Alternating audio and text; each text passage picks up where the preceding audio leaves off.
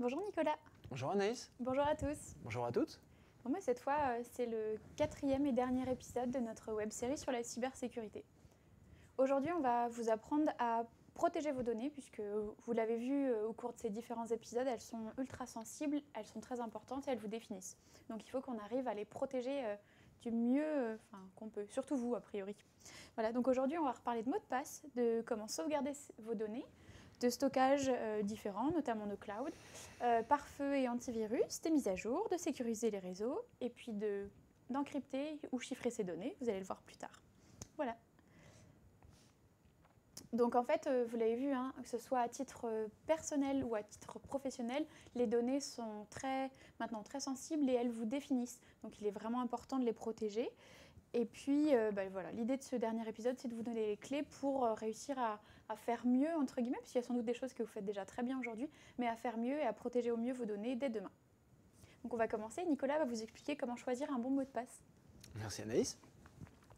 Alors on l'a vu, on a déjà parlé dans l'épisode 2, tous les services en ligne maintenant nécessitent que vous ayez un identifiant et un mot de passe. Donc un utilisateur classique aujourd'hui a entre 100 et 150 comptes différents sur Internet et il doit les protéger avec un identifiant en mot de passe. Malgré tout ce que l'on entend dans la presse régulièrement, on sait aujourd'hui que 52% des utilisateurs du réseau mondial utilisent le même mot de passe pour l'ensemble des services, ce qui est quand même un petit peu dangereux. On sait aussi, et c'est pire, que 38% des personnes qui ont été attaquées, qui ont été piratées, continuent à se servir du même mot de passe unique qu'ils utilisaient avant l'attaque. Donc vous imaginez bien que les pirates vont s'en donner à cœur joie. Donc un petit rappel, on en a déjà parlé, mais un petit rappel, d'après la CNIL, un bon mot de passe doit contenir au minimum 12 caractères, parmi lesquels des majuscules, des minuscules, et des chiffres et des caractères spécifiques.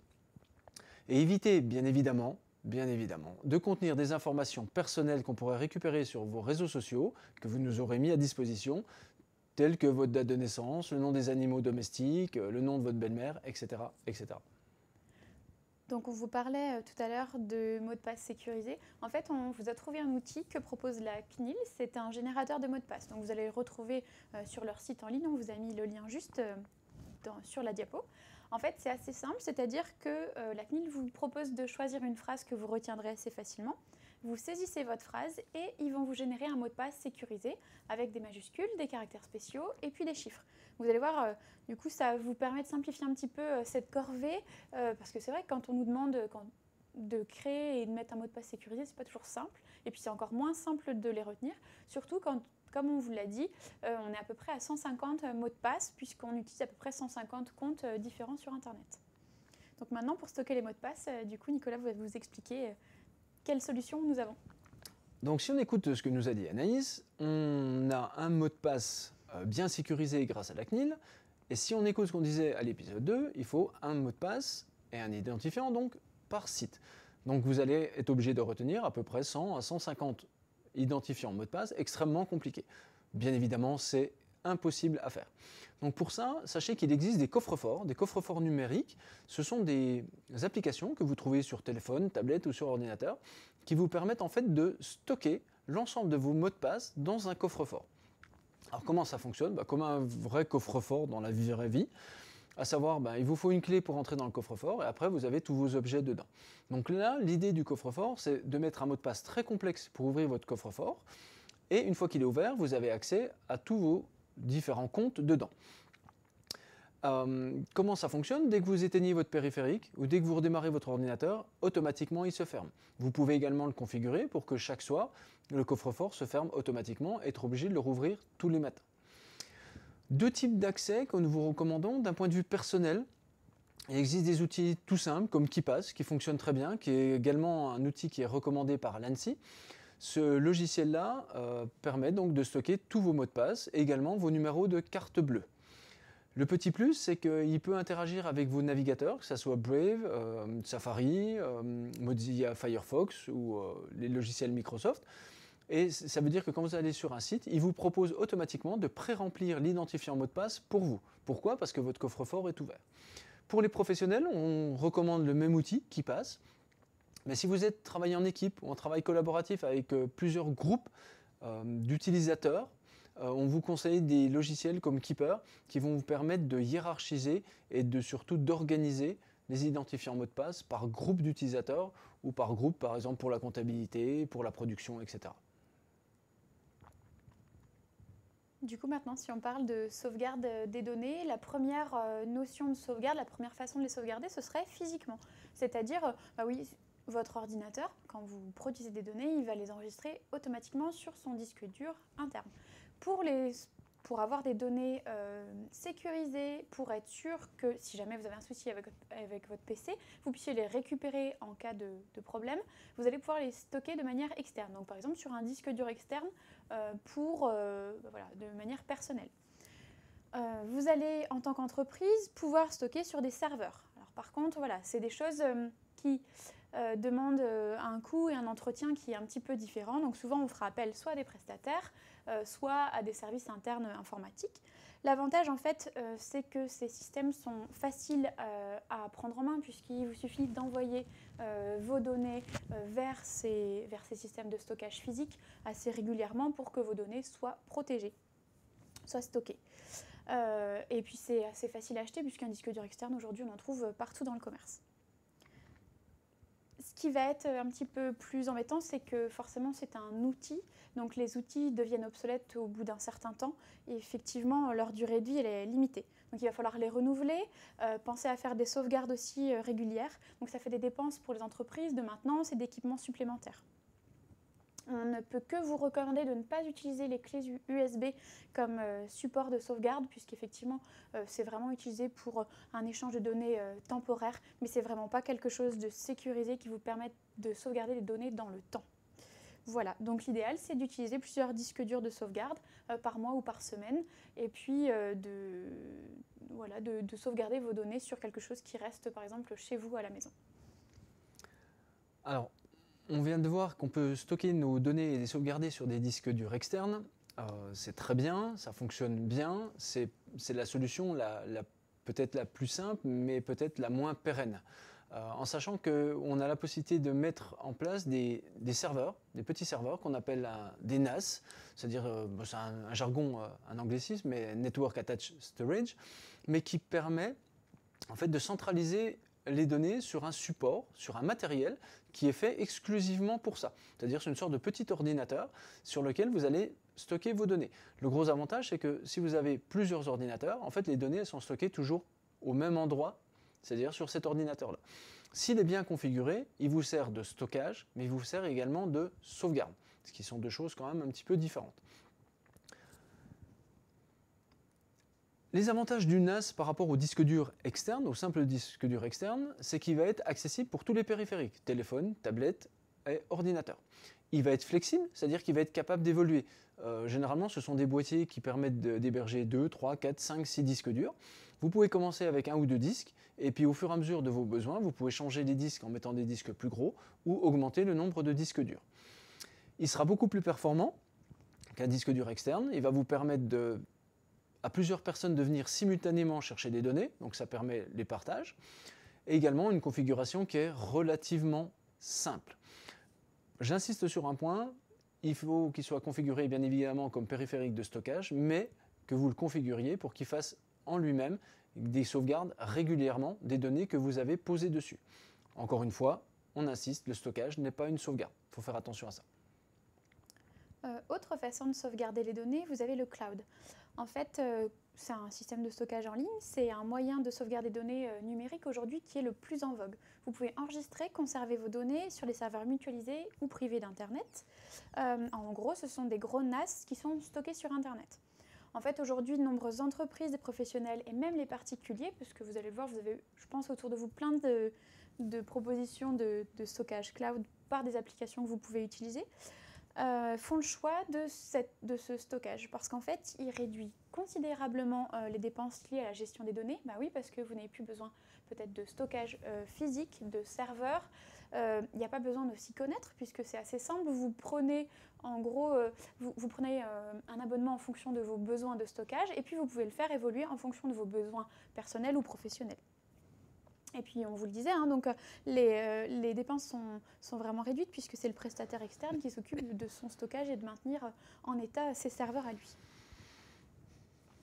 Voilà, vous allez, on vous le disait, enfin, voilà, choisir des offres complètement variées en fonction de vos besoins et les augmenter en fonction de la croissance de votre activité ou société. Ce qui est super intéressant, c'est que les documents restent accessibles partout et tout le temps. Notamment avec le télétravail, ça permet d'avoir accès aux données depuis son domicile, aux données professionnelles de l'entreprise.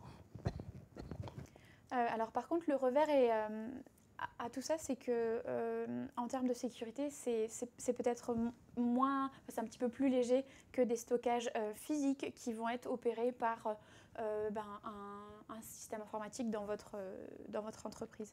Ce qui est important à retenir, c'est que vous devez chiffrer toutes vos données. Vous devez également faire attention au choix de prestataire. On vous l'a dit dans les précédents épisodes, vous l'avez bien compris, c'est-à-dire que stocker ces données aujourd'hui en Union européenne ou en France n'est pas la même chose que stocker ces données avec des entreprises qui, elles, vont les stocker à l'étranger comme aux États-Unis. La loi RGPD, qui protège les stockages de données en Europe et en France, protège bien vos données et ça empêche les entreprises de les utiliser pour ce qu'ils souhaiteraient en faire. Elle reste bien personnelle, on va dire. Voilà. Comme pour le NAS, en fait, quand on héberge, le cloud, c'est pas une sauvegarde, mais c'est du stockage. Donc, c'est vraiment important de faire la différence. Il convient donc d'effectuer des sauvegardes de ces données que vous stockez dans le cloud et de les sauvegarder à part. Donc, en gros, voilà, on peut se demander quel outil pour quel usage. Ce qu'il faut retenir, c'est que pour l'usage pro, nous vous conseillons plutôt d'utiliser un NAS de l'entreprise qui doit être lui-même sauvegardé en local et sur un autre serveur ou stocké en ligne. Et puis pour un usage perso, alors après, l'idéal, on sait que ce n'est pas toujours évident, mais l'idéal, ce serait d'avoir un disque dur pour stocker vos données, même si vous voulez un disque dur chiffré ou sur un NAS surtout. Le disque dur chiffré, c'est super important. Et puis, il faudrait éviter d'avoir des stockages cloud. Il faut toujours les doubler d'un stockage physique. Par exemple, avoir un disque dur externe, vous faites vos sauvegardes hebdomadairement et puis vous gardez ce disque dur bien en sécurité avec vos données sensibles, comme peut-être vos passeports, vos fiches de paye et autres que vous devez conserver à la maison. Bon, la sauvegarde, ce n'est pas un élément facile à gérer. Alors si vous avez besoin, n'hésitez pas à nous poser des questions sur les réseaux sociaux ou à faire appel à nous pour vous aider à gérer vos sauvegardes d'un point de vue professionnel, parce que c'est extrêmement important et on le voit, c'est pas simple. On pense souvent qu'on pose nos données comme l'a dit Anaïs, sur un support en ligne, type OneDrive, etc. Mais ce n'est pas de la sauvegarde, c'est juste un stockage temporaire. Donc si on efface les données, elles sont perdues. Donc la sauvegarde au niveau on ne parle pas de personnel, mais d'un point de vue professionnel, c'est quand même fondamental pour les entreprises. Il est donc très important d'avoir une vraie politique de sauvegarde des données. On va parler des outils que l'on peut mettre en place et qui sont importants d'être mis en place pour vous protéger, à la fois d'un point de vue personnel, à la fois d'un point de vue professionnel. On en a déjà parlé dans l'épisode 2, mais on va revenir un petit peu dessus. On va faire une petite piqûre de rappel. Il y a deux types d'outils. On va utiliser les pare-feux et les antivirus. Alors le pare-feu, pour rappel, il agit un peu comme une barrière entre le monde extérieur et votre ordinateur ou votre réseau d'entreprise. Donc une barrière entre le trafic qui va entrer et le système d'exploitation ou l'infrastructure réseau. L'antivirus, lui, en fait, c'est un outil qui est installé sur votre système d'exploitation et qui va essayer de contrer au maximum toutes les attaques malveillantes que l'on peut rencontrer sur Internet. Donc il est important d'avoir les deux, en sachant qu'ils sont extrêmement complémentaires. Donc l'installation d'un programme antivirus permet d'éviter tout type d'outils malveillants qui pourraient venir sur votre poste ou vous attaquer. Il est important, on le redira après, mais de le mettre à jour régulièrement. Donc l'antivirus, deux classes, on va en parler, d'un point de vue personnel et d'un point de vue professionnel. D'un point de vue personnel, on vous recommande, malgré tout, d'avoir un antivirus que vous installez, que vous allez acheter et qui va s'installer sur votre poste. Bien le configurer et surtout automatiser ses mises à jour. Ça, c'est assez simple à faire, mais il est possible que votre antivirus, tout seul, se débrouille pour aller chercher les bases antivirales sur Internet et qu'il aille les chercher toutes les heures, toutes les 2 heures ou toutes les 4 heures. Bien l'automatiser parce que vous aurez autre chose à faire que d'y penser, mais bien le faire pour que votre base antivirale soit le plus à jour possible. Il existe des dizaines de virus qui sont mis à jour régulièrement par des personnes malveillantes Et si vous le mettez à jour une fois par mois, pendant ce mois-là, vous risquez de subir des attaques et que votre antivirus ne sera pas capable de détecter. D'un point de vue professionnel, cette fois-ci, on vous recommande, si vous avez moins de 10 personnes dans l'entreprise, d'installer des versions personnelles des antivirus et de les mettre pareil à jour extrêmement régulièrement. Et pour toutes les entreprises qui ont, on va dire, entre 5 et plus d'utilisateurs, on vous recommande cette fois-ci de choisir des versions centralisées avec un seul outil qui va protéger l'ensemble des postes. Mais là, c'est des outils beaucoup plus professionnels.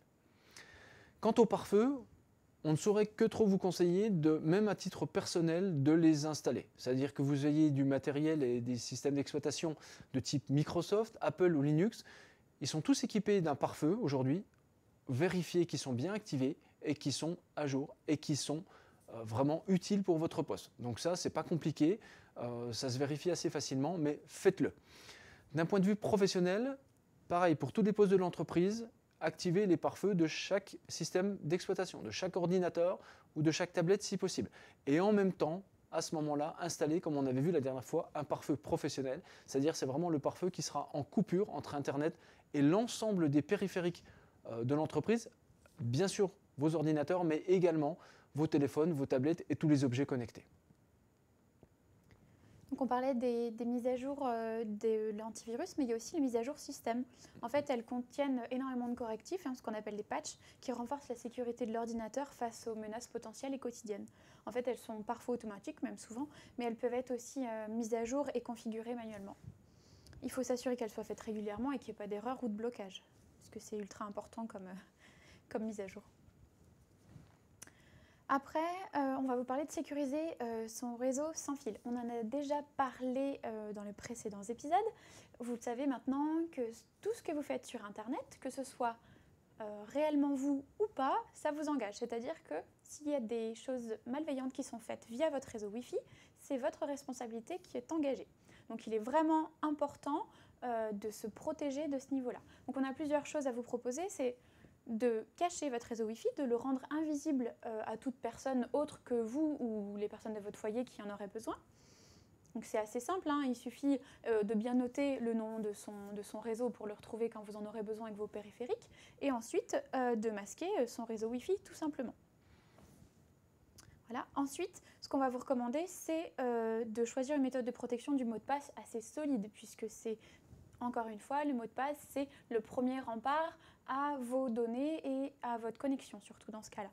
Ensuite, il va falloir changer votre mot de passe par défaut du Wi-Fi, puisque voilà, même si c'est généré et que vous voyez toujours des clés à rallonge, l'idée c'est quand même d'avoir quelque chose qui va être individuel et que vous allez pouvoir personnaliser, en gardant bien en tête que 12 caractères, là c'est même pas suffisant, il en faudrait 17. Et puis la règle qui est importante, c'est de ne pas donner son réseau Wi-Fi à n'importe qui, c'est-à-dire que même si vous connaissez bien le voisin ou votre copain, vous ne savez pas ce qu'il fait le reste du temps quand vous n'êtes pas là.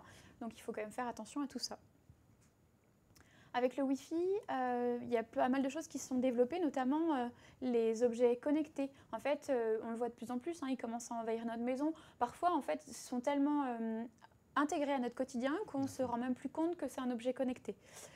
Vous allez avoir bien sûr les sonnettes, les systèmes de surveillance, jusque-là ça paraît plutôt logique, mais on voit de plus en plus d'appareils électroménagers, des lave-vaisselle, des lave-linges, des frigos qui remplissent votre panier de courses en ligne automatiquement en fonction de vos besoins. Il y a pas mal de choses qui arrivent. Voilà, les ampoules connectées. Ce qui est important, c'est qu'il faut sécuriser chacun de ces appareils puisqu'ils ont tous accès à des données très très personnelles et sensibles. Vous imaginez, s'il y a une faille de sécurité, au niveau de votre système de vidéosurveillance interne à la maison, ça peut faire des dégâts. Donc voilà, on vous recommande de changer vos mots de passe si leur configuration le permet, et sinon de sécuriser l'ensemble pour que des données ne soient pas divulguées à votre insu.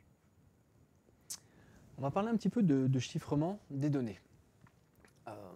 Il arrive qu'on ait besoin de documents et que l'on n'utilise pas forcément nos propres périphériques, ou qu'on soit obligé de se balader avec nos fichiers dans des endroits qui ne sont pas vraiment sûrs. Pour cela, il existe une technique qui permet de chiffrer vos données, c'est-à-dire que vos données vont être... c'est votre donnée, vous mettez un mot de passe et le fichier sera ce qu'on appelle crypté, il sera chiffré. Ce qui veut dire qu'il faudra le mot de passe pour le déchiffrer. Un exemple dans la vraie vie, c'est simplement, vous mettez un cadenas pour la porte de la cave dans une copropriété, et il faut bien évidemment la clé pour accéder à la cave. Si vous avez des choses à protéger, si vous avez besoin de cacher certaines choses, il faut utiliser ce genre de cadenas. En informatique, ça s'appelle le chiffrement des données. À titre personnel, on peut vous le recommander, même si vous n'avez pas forcément grand-chose à cacher, vous n'avez peut-être pas forcément non plus envie que n'importe qui puisse avoir accès à vos données, à vos comptes, à ces éléments-là, ou à des documents que vous allez rédiger. Et vous savez que vos enfants vont utiliser le poste informatique parce que vous n'en avez qu'un ou qu'une tablette. Il est important en ce moment-là, à vos yeux, de dire n'importe qui ne doit pas avoir accès à certains fichiers ou à certains dossiers de mon ordinateur. Donc vous allez les chiffrer et vous allez garder cette clé avec vous. Alors attention quand même, c'est que le jour où vous perdez la clé, vous perdez également l'ensemble du document parce que personne ne pourra vous déchiffrer votre fichier. D'un point de vue professionnel, on le comprend plus aisément parce que vous pouvez avoir accès ou vous pouvez vous-même créer des fichiers de comptabilité, de placement ou d'orientation entreprise ou des brevets. Ou si vous êtes avocat, médecin, journaliste et que vous êtes tenu au strict secret professionnel, vous avez besoin que ces documents, vous avez besoin que des dossiers complets soient chiffrés et que n'importe qui ne puisse pas venir les récupérer. On l'a vu très souvent, un médecin s'en va le soir, il y a quelqu'un qui vient faire le ménage. Si le médecin n'a pas fermé correctement son ordinateur, que toutes les données sont accessibles, n'importe qui peut... même homme ou femme de ménage, venir récupérer les données. Donc ce qui peut être extrêmement dangereux. Donc on peut comprendre qu'on ait envie de protéger ces données, et donc le chiffrement va vous permettre de dire, ok, mes données sont sur mon disque dur, d'autres personnes peuvent venir sur mon ordinateur ou ma tablette, mais d'un autre côté, il faut quand même un identifiant, enfin un mot de passe pour venir déchiffrer ces données-là. Donc c'est quand même rassurant et ça permet de protéger ces données. Comment fonctionne le chiffrement? On peut le voir sur le schéma. Vous avez un fichier à partager, vous avez un mot de passe, vous allez chiffrer le mot de passe, enfin vous allez chiffrer le document avec le mot de passe, vous allez envoyer le document par messagerie, vous allez envoyer la clé bien évidemment par un autre moyen que par le même mail, par exemple par un SMS, et la personne à l'autre bout va le déchiffrer. Alors, prenons notre exemple de Bob et d'Alice. C'est la même chose que ce que l'on vient de voir. Alice souhaite envoyer un message et elle n'a pas envie que n'importe qui le lise, elle a envie que Bob le lise. Donc Alice va prendre un document, va le chiffrer avec un mot de passe, elle va envoyer le document par messagerie ou sur un NAS ou dans le cloud à Bob, elle va dire à Bob « tu trouves le fichier à tel endroit », elle va envoyer simultanément, soit par téléphone, soit par SMS, le mot de passe à Bob. Bob va aller chercher le document sur Internet ou sur le NAS, va le récupérer, va rentrer le code et il aura accès au document que lui aura envoyé Alice. Ça permet donc, on le voit, même en utilisant des données ou des réseaux publics ou sur des ordinateurs partagés, d'envoyer ou de recevoir des messages ou des données ou des documents qui vont être cryptés et s'assurer que personne d'autre que les personnes autorisées vont pouvoir le lire. Comment peut-on chiffrer ces données? Alors, il existe tout un tas de techniques. Sachez qu'il existe des outils relativement simples comme AXCrypt ou 7zip qui sont recommandés par la CNIL et qui vont vous permettre de chiffrer facilement n'importe quel fichier ou également n'importe quel dossier. Sachez qu'il est aussi possible de chiffrer au moment de l'installation votre disque dur. Les systèmes comme Apple ou Linux le font en natif si vous les configurez correctement, ce qui veut dire que dès que vous éteignez votre ordinateur, même si quelqu'un ouvre votre ordinateur, il ne pourra pas récupérer les données, elles seront chiffrées. Il est également possible, encore une fois, je me répète, mais si votre poste est accessible par d'autres personnes, si vous mettez des documents sur le NAS ou si vous mettez des documents sur des OneDrive ou des Dropbox ou etc., de stocker vos données de manière chiffrée. Eh bien, merci Nicolas pour toutes ces explications sur le chiffrement des données qui est un petit peu plus clair pour moi. J'espère que pour vous aussi en tout cas. Merci de nous avoir suivis pendant ces 4 épisodes pour ceux qui l'ont fait ou peut-être ceux qui le découvriront plus tard sur la chaîne YouTube ou sur le site de la Web TV Bourgogne-Franche-Comté. Du coup, nous restons disponibles sur les réseaux sociaux pour que vous nous posiez toutes vos questions. Vous aurez toutes les infos en barre d'infos, donc où retrouver les vidéos si vous souhaitez le revoir ou aussi pouvoir nous contacter. N'hésitez pas, si vous avez des questions techniques ou des questions par rapport à ces outils ou par rapport à ces webinars, si vous avez besoin d'aide et d'être accompagné, 3S Sécurité est à vos côtés. bénéficierez de nos experts pour vous aider à mettre en place tout ce que vous avez besoin pour votre entreprise et sécuriser vos données. Merci Nicolas. Merci Anaïs. Merci à vous. Merci à vous tous et toutes.